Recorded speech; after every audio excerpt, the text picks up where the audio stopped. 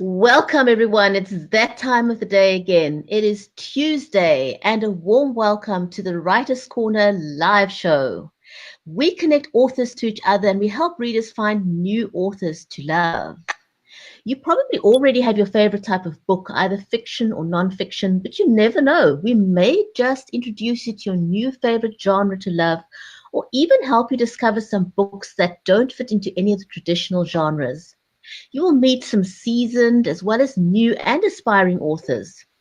In fact, some of our seasoned authors will share their tips and tricks of how you can get published right the first time.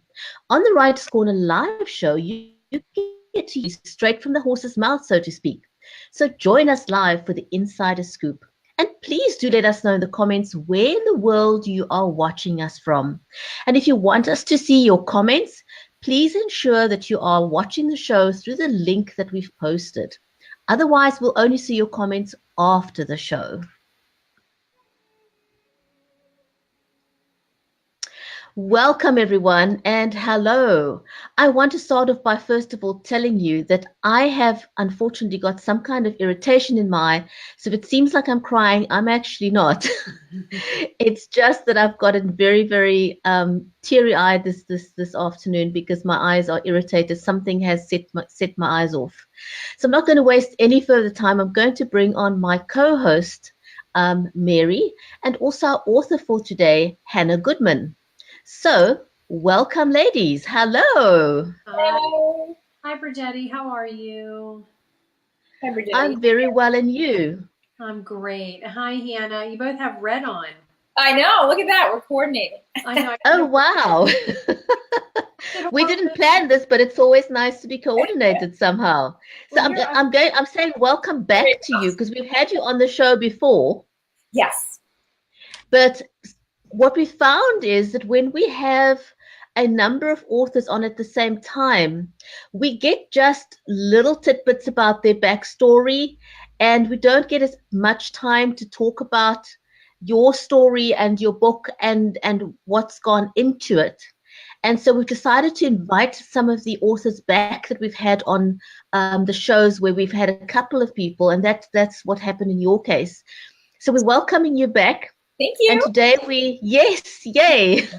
Thank you. It's great to have you back and to hear a little bit more about your story.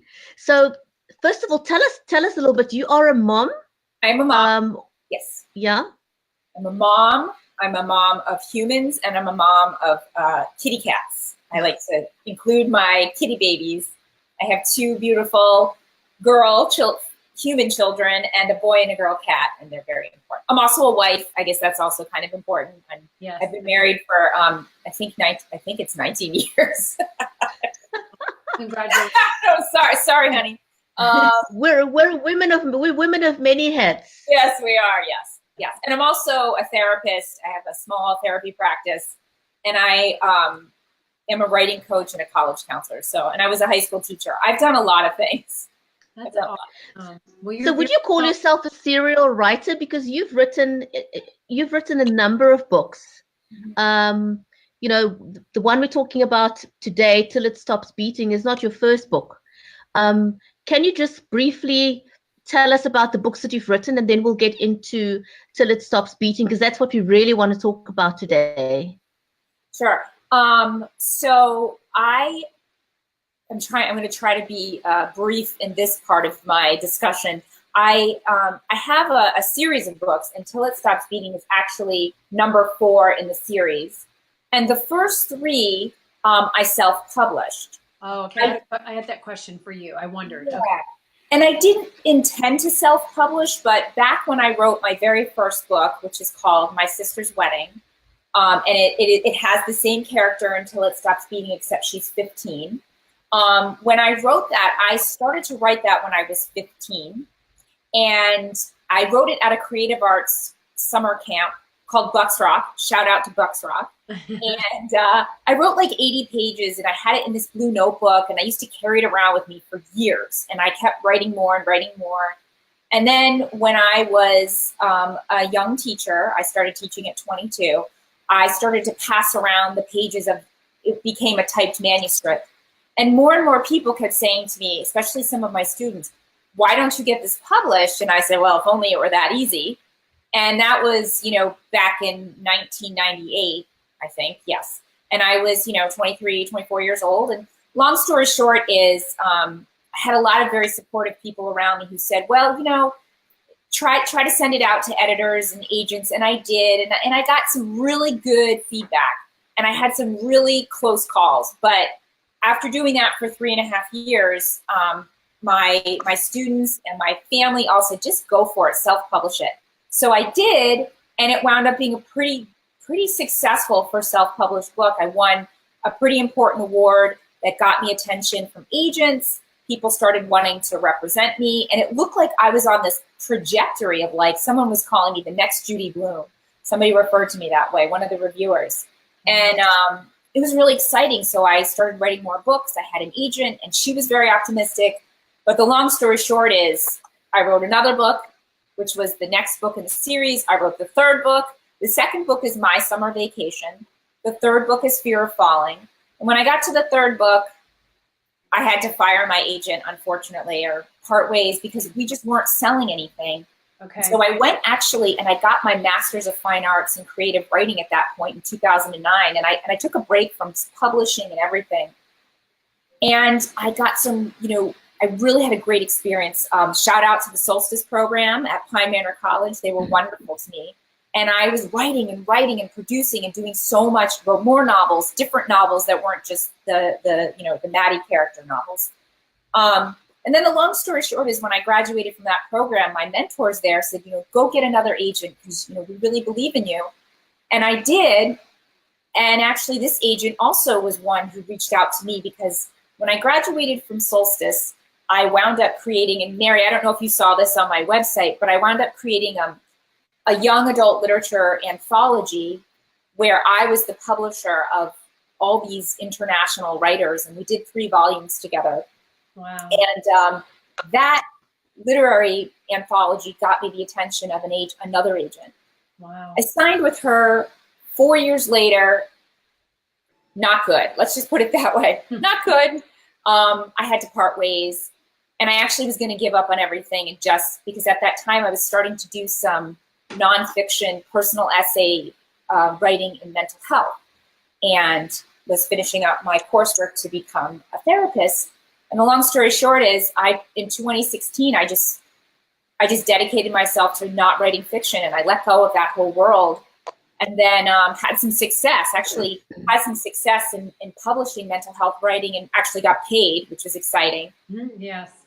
It's very, very rare, as we know. And actually, Heather Christie, I saw that she had signed a contract with Black Rose, and I was like, let's just see. I know Heather, and she's a great writer, and we went through the same program. Like, let me give this one more go. I don't want an agent. I didn't even honestly want to deal with one of the big publishers or even try, because it'd been so frustrating.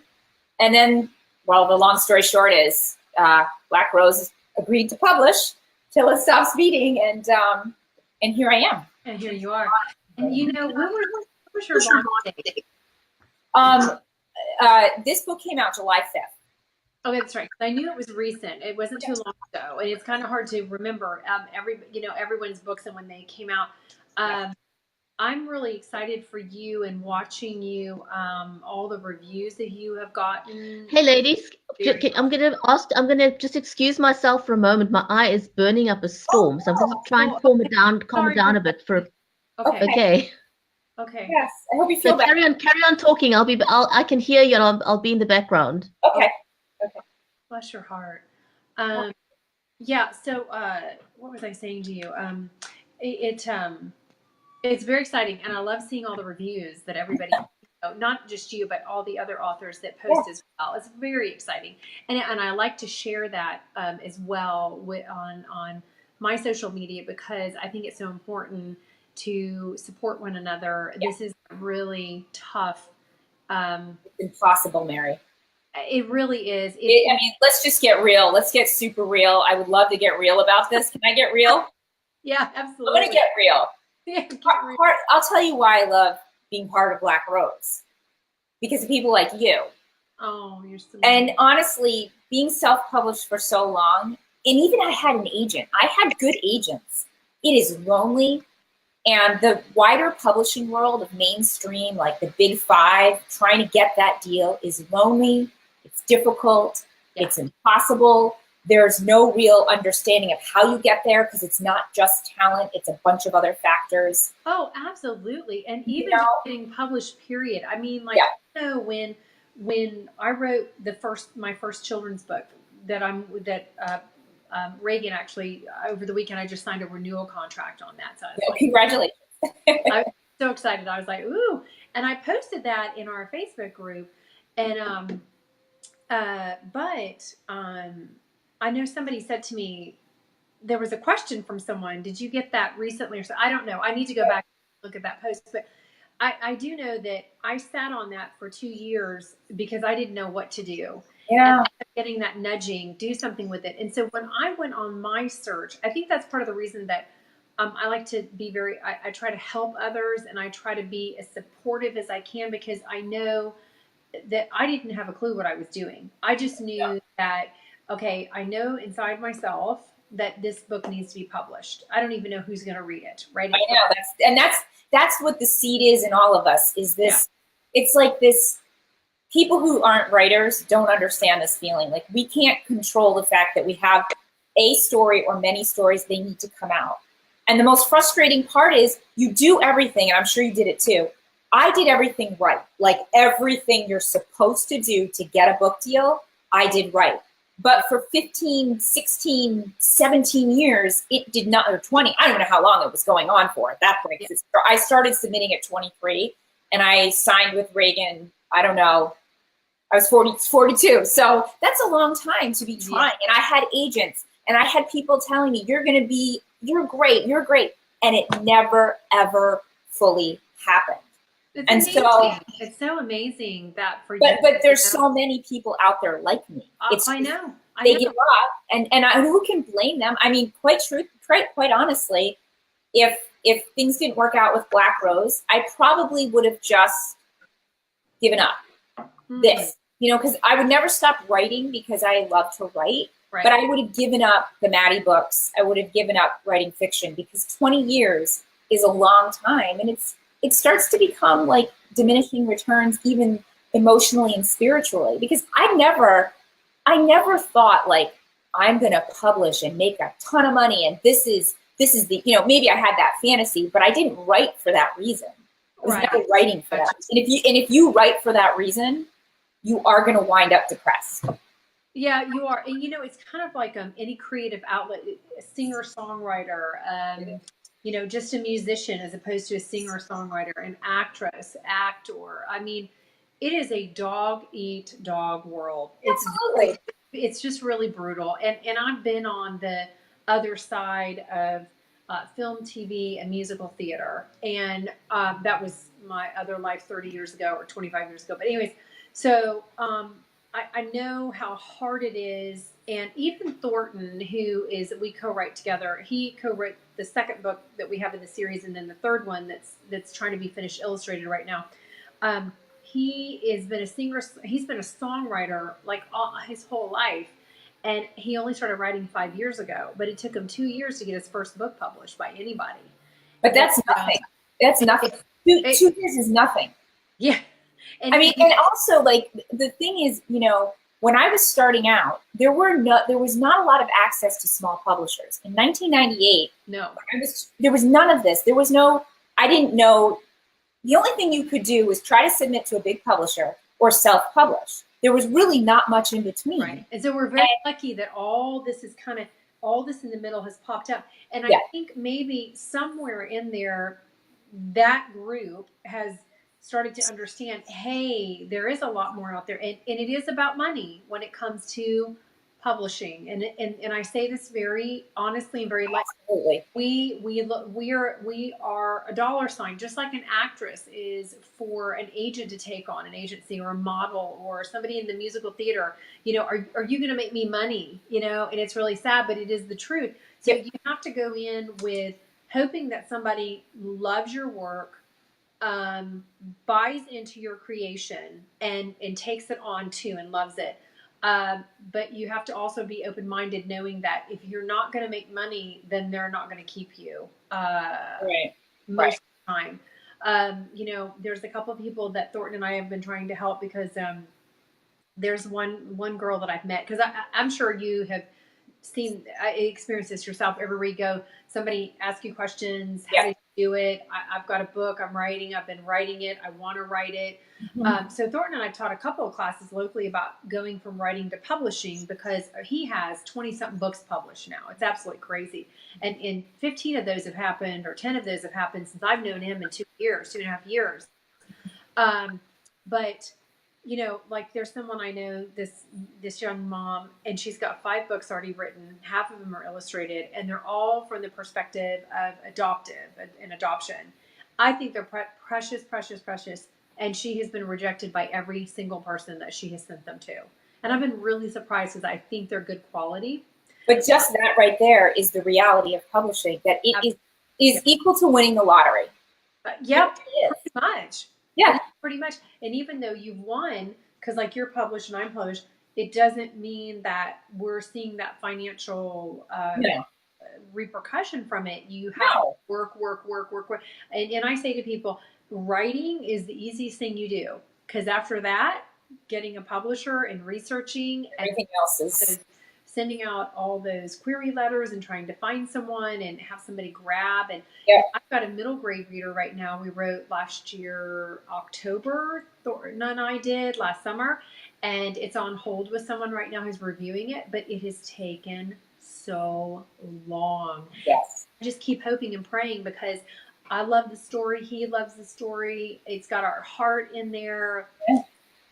It really is. It's on the lines of bullying, but the kids end up learning how to grow from it and turn things around. So it's got a little bit different story to it in it.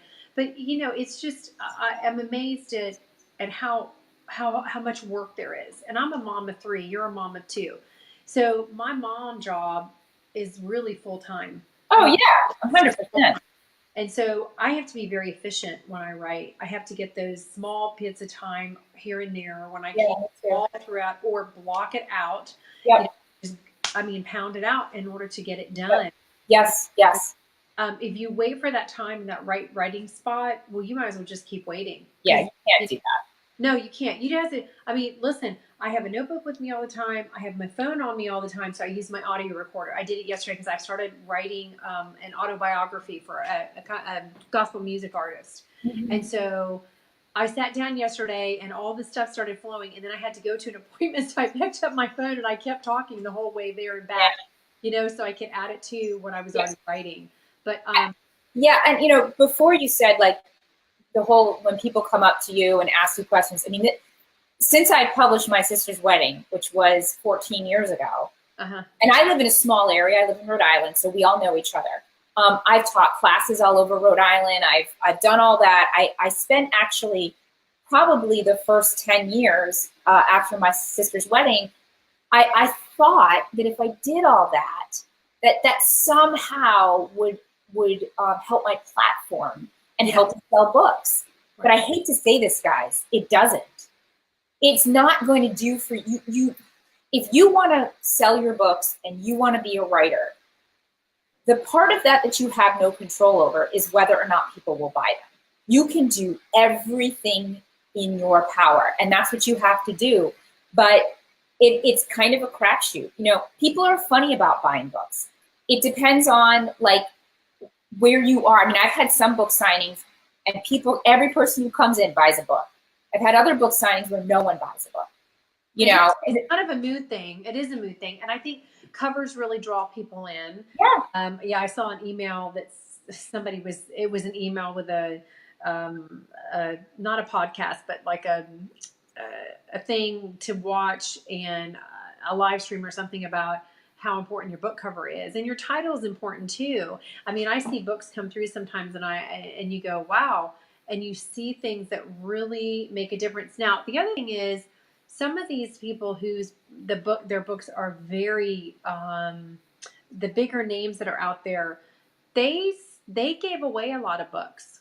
They gave away tons and tons of books. But so for those of us who can't do that, Yes. you know, we're kind of starting, and we have to build and we have to build and we have to constantly do this and constantly do that. And there is a positive side to it. So I don't want anyone to give up on their dreams of wanting to be published. It is an incredible honor to be published. I think it's important to keep your value of writing at the forefront rather than your value of how many books you sell. Because if you focus on that, you are going to become very sad. Because if you keep saying, well, my goal is I've got to sell 1,000 books this month, and you don't, and you said it again and you don't, you know, you're focusing on something, you have a certain amount of control over that, but it's not a lot. And you can only do what you can do. And like, we all only have a certain amount of money for marketing. We're not published by a huge publisher that's gonna, and we're not famous. You know, famous people get a lot of money. They get a lot of endorsements. Like we're just writer people trying to do our thing. Yeah, if famous people write a book, then it sells instantly. Instantly. And it could be terrible. And it's a New York Times bestseller. Yes. I know. So none of that. So unfortunately, like, and I agree with you, like, I'm not saying any of this to discourage people, but I will tell you, in all my years of teaching and all my years of coaching people with book writing and publishing, it's not a good idea to sell the idea that if you do X, Y, and Z, it's all going to be great. The greatness has to come from the fact that you love writing and that you believe in your story and in your work. Yeah, and you have to believe in yourself. Yeah, and you have to focus on that. But just because you believe in yourself doesn't mean you're going to be a New York Times selling author, or you're going to land on Oprah like we all used to want to do. But now she doesn't really have a show, but you know, or whatever show she has. I'm not sure what she has, but that's okay. I think it's like, my thing is, I'm giving a talk soon about this, and I'm hoping not everybody like runs, but I'm going to be talking about like mental health and writing.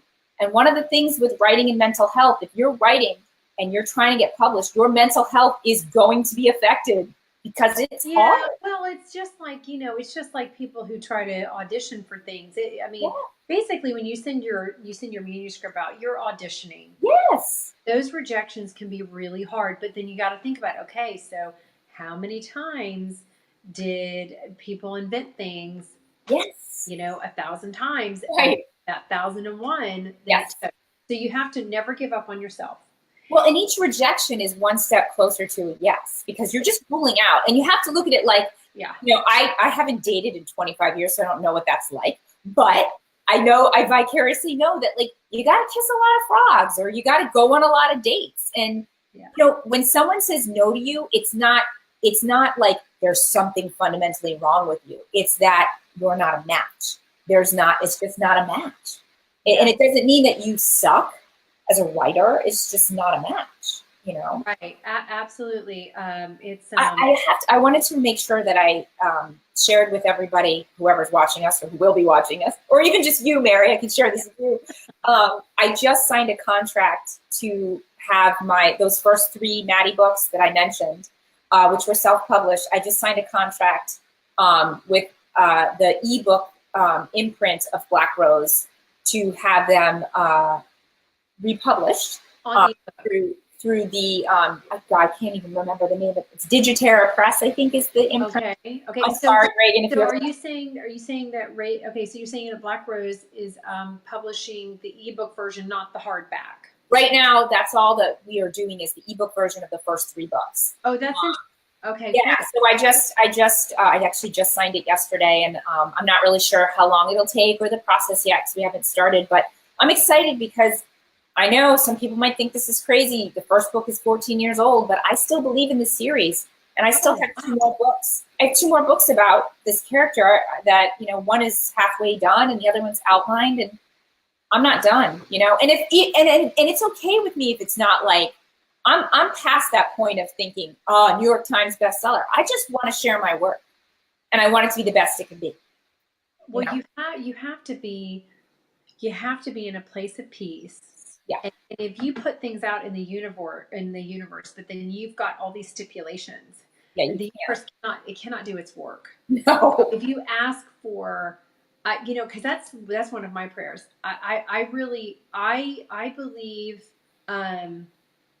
in I believe in the premise and the story behind My Poolicious series and what it represents and the sweetness in life and that finding the imperfections, I mean, the perfection in the imperfection and, you know, all that love and how important reading is for little ones. And so all of that really means a whole lot to me, especially because I have a little guy still and he very much inspired most, you know, this.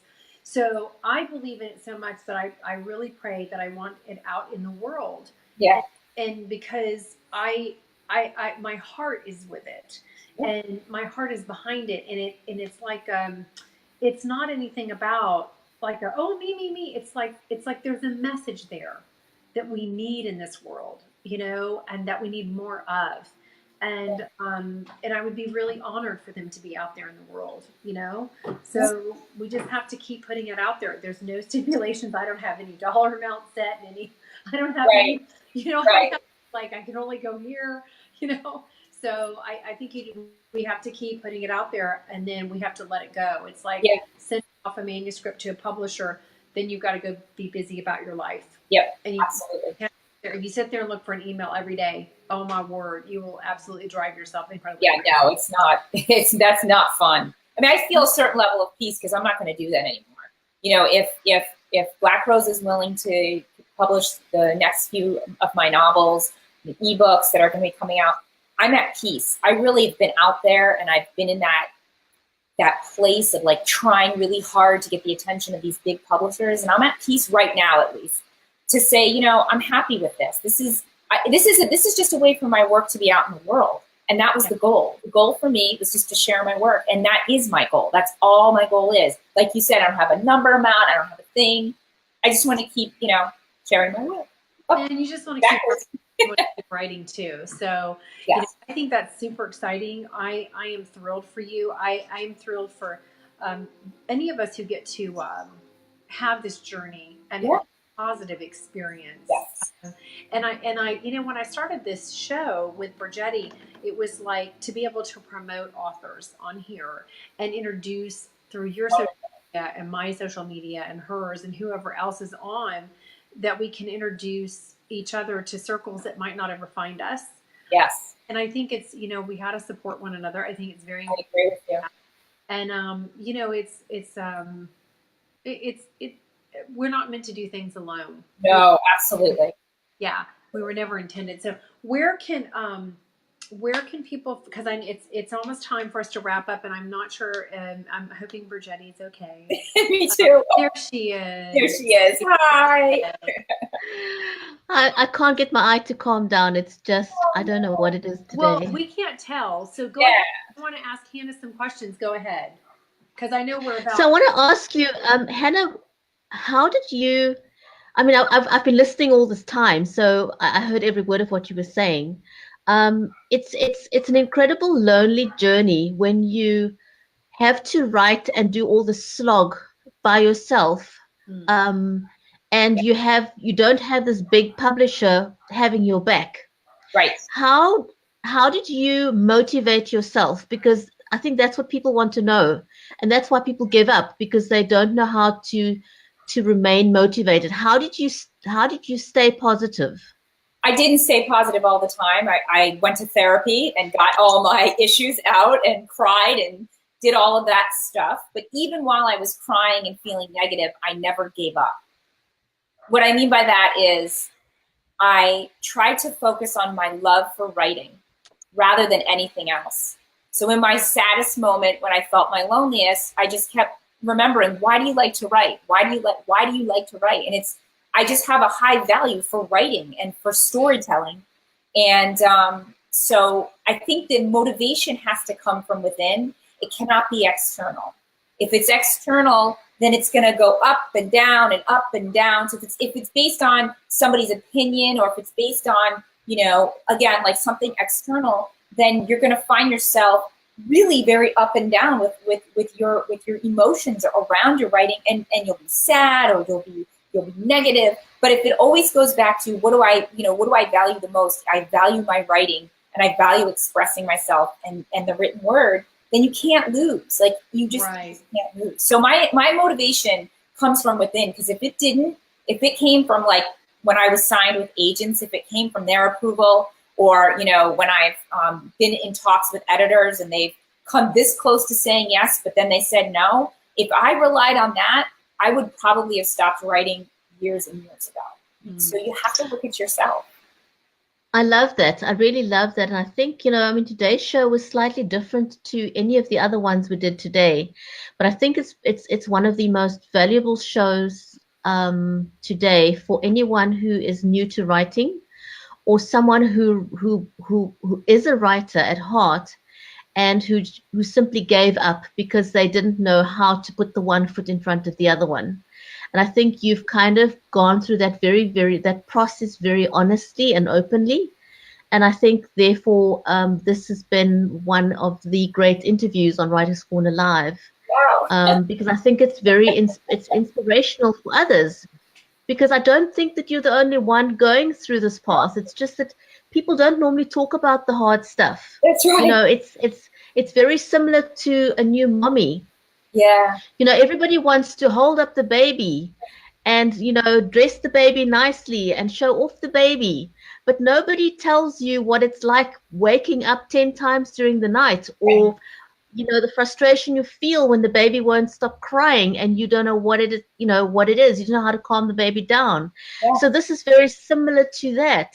Mm-hmm. You know, and I think in every sphere of business, of whatever we are, and in terms of the, you know, being an author now, honesty is such a key ingredient if we are to promote storytelling. Yeah. Because this is what it is. I mean, you clearly stated how much you love storytelling. If you didn't really truly love it, you would not have stuck with it for as long as you have. That's very obvious. Yeah. Yeah. And it's very honorable too. You know, it shows the I think it shows the integrity of Hannah. Absolutely. Well, yeah. Yeah. Well, you guys are great for my self-esteem right now. But I want to say too that, you know, being alone was hard, and I was alone for so many years. And now that I'm signed with Black Rose, I mean, the best part of this experience for me, and again, my experience is unique. I've been in this business for a very long time. The reason why I prefer something like Black Rose to anything else is that I get direct access to my fellow authors, that I get direct access and I get to talk about and support. And because really, again, it is about our love of storytelling. It is not, you cannot make this about dollars. You just can't. Not that I'm saying, listen, cut me a check, people, I'm in. But yeah, I know. I'll take it. And then the thing about the honest piece is that I just want to be clear that just because I'm being honest about like the not so great side of all this, the not so great side is the great side, because it's what builds our character. It's what gives me the, you know, like the way to give depth to my characters is all I've been through. So, I mean, I just want to acknowledge both the dark side and the light side, and both are very important. They're very important to be clear with yourself. It's exactly like parenting. You know, there's a very dark side to parenting, and then there's the very rewarding side to parenting. I mean, you would exchange just about anything to get that kiss and hug from your kid. Absolutely. You know, it doesn't take much to have your heart well up with pride. It just takes those little arms around your neck and everything is forgiven. That's right. No, you're right. You're right. Hannah has used her therapeutic words to work through the dark side and the light side, and I love it. So yeah, and just because something's a little bit darker or sadder doesn't make it bad. I mean, if we keep turning away from that part of ourselves, then we're neglecting the whole humanity of ourselves. Like, of course it's hard to take, 20 years to get a book deal. Of course it's hard to write book after book and not, and get nearly where you want to be and then not. Of course it's hard. Like, of course. And that can be true. At the same time, I go on. I write another book. I try again. Like, both things can be true. Absolutely. Absolutely. Fantastic. Ladies, we've got to wrap it up. Yes. This has been awesome. Yeah. Mary, do you want to quickly tell people where they can find your book as well? I think you did Hannah, you did tell people where they can find your book. No, she didn't. Go ahead, Hannah. Tell everybody. So you go ahead first, Hannah. Just tell us where they can find your book. That's important. probably the best place is to go to Amazon. I have an author page there. If you go onto Amazon and you type Hannah, Hannahr Goodman, you'll see my author page and all my work is there. I do have a website. It's hannahrgoodman.com. And then Black Rose Writing also has our books. So those are probably the best places to find. Are you on BookBub and Goodreads as well? I'm on Goodreads. I think I'm on BookBub actually. Okay. Yeah, I'm still trying to figure that one out. But yes, I'm on Goodreads and I'm on BookBub. Okay, because a lot of people like to go there too. So, and then, and then my books are at blackrosewriting.com as well. Perfectly Precious Poolicious and Poolicious Look at Me. And right now, Poolicious Look at Me is on Cover Wars. Yay! Yay! So go on authorshout.com and go down to Cover Wars and look up my book and vote for me. And it's just this week only. But yeah, so blackrosewriting.com is a great place to find both of our books. I'm on Amazon. I have an author page there, and Goodreads and BookBub and Walmart.com. And Burgetti, I'm in South Africa. What is it called? That's awesome. It's you on the Take a Lot. It's also something similar to Amazon, but it's called Take a Lot. It was a very nice for me to discover that your book was available. Yeah, I know, isn't that funny? So Hannah, you should go on there and see if your book is there. I will. I'll check it out. Yeah, crazy. So anyways, but thank you so ladies, thank you so much. This was awesome. Thank you. And thanks for watching, everyone. Thank you. Bye-bye. Take care. Bye. Bye.